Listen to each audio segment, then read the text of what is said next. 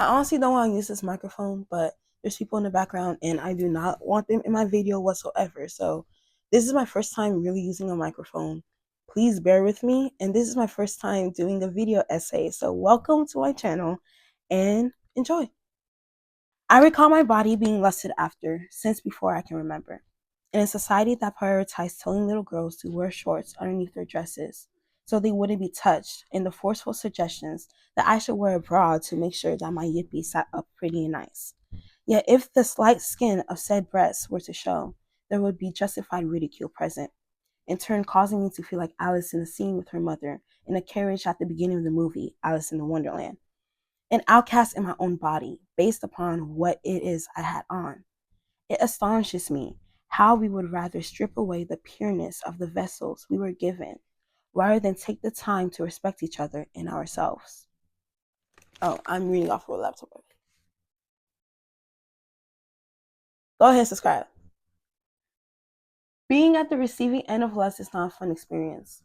It makes one feel as if their body is not quite theirs, as if the vessel that is being inhabited for some odd reason refuses to be worn correctly. In a way, a sort of power gets stripped from your hands, like sand through a sifter. Personally, it has made me feel icky and uncomfortable on so many different occasions. I've come to learn that this uncomfortability stems from the amplified, inconsistent version of myself in the mind's eye of the person suffering from lust. In this situation, we all suffer, both the lusted upon and the luster. This inconsistency brings along a feeling of hazardness and unsafety. The lack of safety that is felt from someone who carries lust stems from an image and opinion based solely off of sight within their minds before a reciprocated experience can be had, leaving very little to no space for acceptance, humility, respect, or potential intimacy.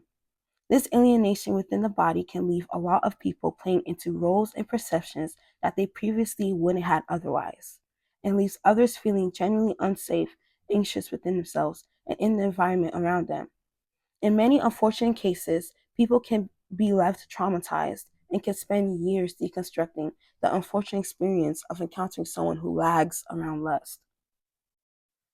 This precisely is what makes it such a deadly sin, something that festers within your heart, takes hold of your mind, and resides at your pelvic region, lying in wait, eating at your misery, guilt, shame, and blindsidedness, while prying on other people's insecurities, victimization, and fears. It brings the body to an idolization point, so much so that it becomes disrespectful. The other person's soul, mind, and experiences become disregarded, as if the body should be the only object of awareness. The body cannot function on its own accord.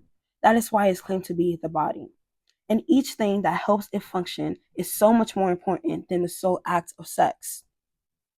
Even during romantic intimacy, it is much healthier for adoration and honor to be present. Lust rushes and takes the present moment for granted, while love is patient and savors. The gift in sexual intimacy is just that, intimacy. Being able to savor and be present and come to whatever union with your full heart, soul, mind, and body. Appreciating what you can and showing extreme gratitude to be in true connection as God originally intended for us to do so. The act of only connecting to a vessel and a concept strips the humanity away from people and leaves them feeling less than human, which is a place that nobody should be in. Because if you're human, you shouldn't be feeling any less than human, you know?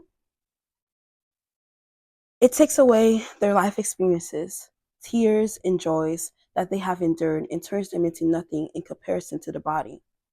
It's unfair, to be quite frank.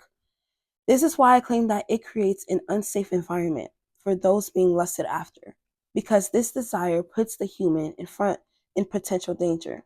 Desires without rationale and empathy can and will move us to do very irrational things, especially if they come from spaces and places we refuse to sit with. As someone who subscribes to the Christ consciousness mindset, I believe we should all be striving to help anyone and everyone around us feel as safe and as appreciated as possible. If you feel currently that you cannot show up in this way, then the best protection for others and for your own heart is to avoid eye contact and dive deep within as soon as possible. We are supposed to fully embody appreciating ourselves and each other in a way that honors God, showing Him gratitude for making something as complex and versatile as the body. Seeking towards appreciation rather than idolization and vapid giddiness. This is why I feel that it is only a form of disrespect to see the human body and immediately only tie it to sex. A sly act of obsession disguised as appreciation, and it takes away the potential miracles in intimacy that can be born from the connection. This unfortunately taints it with perversion and misguided respect. Of course, we were not born with lust already in our minds and physical desires dripping from our hearts.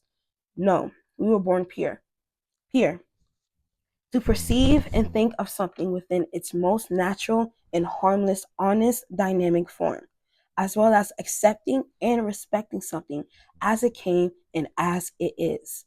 Our body's lowest three energy centers are conjoined to this world.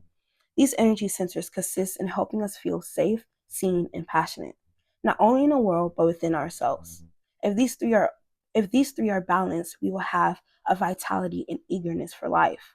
On the other hand, imbalances within these energy centers will move you to feel as if you are constantly sitting at the edge of your seat, waiting for a moment to either fight, or in most cases freeze, out or act out of impulse to the life and circumstances around you.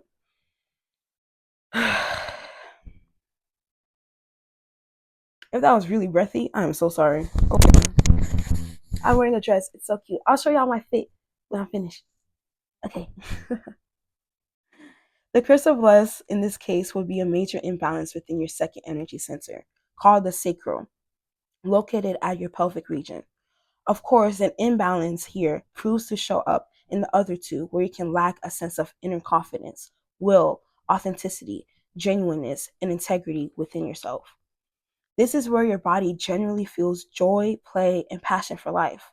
A lot of unprocessed emotions can end up here and filter themselves out to show up as emotional guilt or shame, resentment, and problems. The message still gonna get out, okay?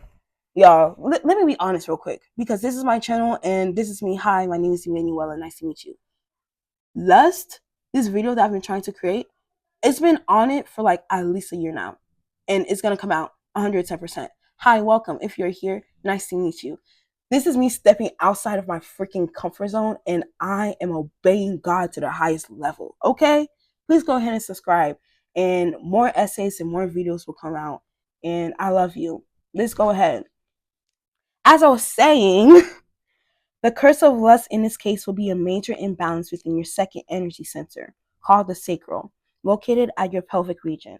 Of course, an imbalance here proves to show up in the other two, where you can lack a sense of inner confidence, will, authenticity, genuineness, and integrity within yourself. This is where your body generally feels joy, play, and passion for life. A lot of unprocessed emotions can end up here and filter themselves out to show up as emotional guilt or shame, resentment, and problems with control issue dynamics as well. Lust is the element of idolizing the body, having an irrational influx of sexual desires to the point that you can be moved to harm yourself and or others, and not be able to treat a fellow human with a baseline of respect and dignity. For the fact that you are idolizing what they cannot control is a sentence that eats away at you with shame and guilt. I'm going to say that one more time, okay? One more time.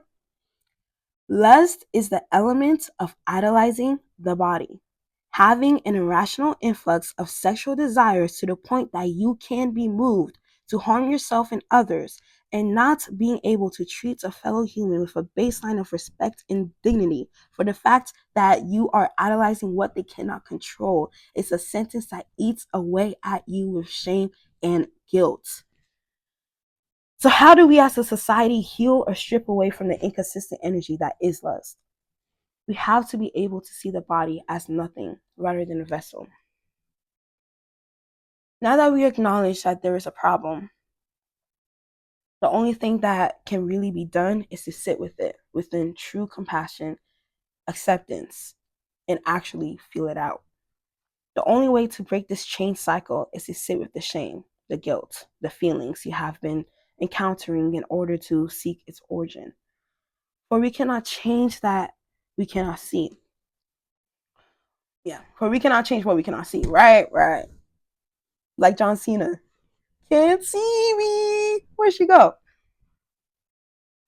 So become rational and choose to not bring potential harm and emotional anguish to yourself and others any longer by opening your eyes and heart to more appreciation and pure care.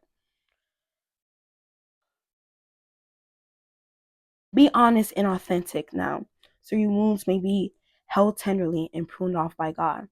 Take a leap and expose that part of you to the light and let God's love heal and purify whatever formed these shackling perceptions onto you. Whatever it is that is causing you to disregard rationale and morality, lift it to love. For love knows no bounds and could carry any amount of weight that you may have.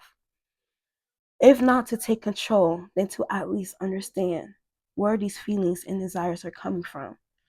Achieve, try and achieve a sense of duty to feel them out and understand why it is not serving you anymore.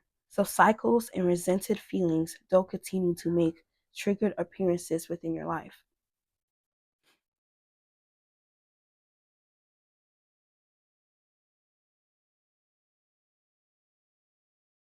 But go ahead, subscribe to my channel to figure out how to heal from this. I'm literally about to like record it right now. Go ahead to what's it called, part 2. I love you so much. Thank you for watching this.